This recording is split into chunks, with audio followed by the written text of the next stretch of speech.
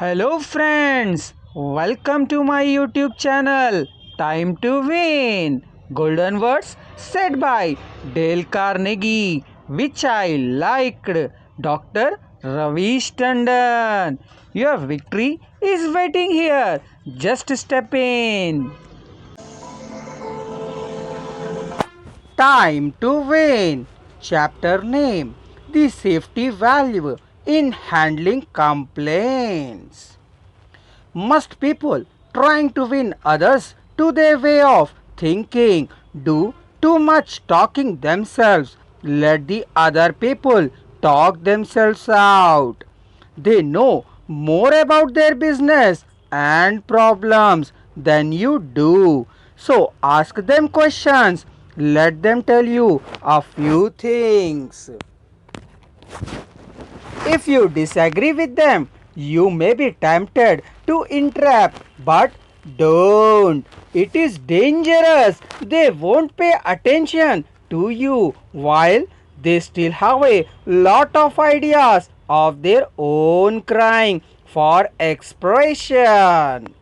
So listen patiently and with an open mind. Be sincere about it. Encourage them to express their ideas fully. Does this policy pay in business? Let's see. Here is the story of a sales representative who was forced to try it.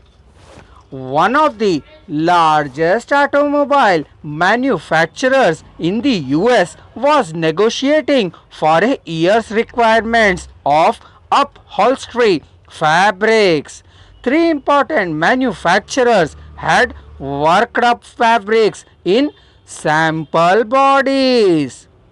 This had all been inspected by the executives of motor company, and notice had been sent to each manufacturer saying that on a certain day a representative from each supplier would be given an opportunity to make a final plea for the contract.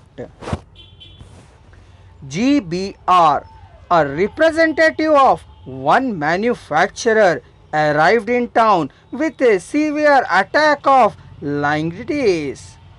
When it came my turn to meet the executives in conference, Mr. Dash said as he related the story before one of my classes.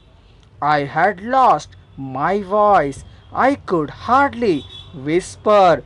I was ushered into a room and found myself face to face with the textile engineer, the purchasing agent, the director of sales, and the president of the company.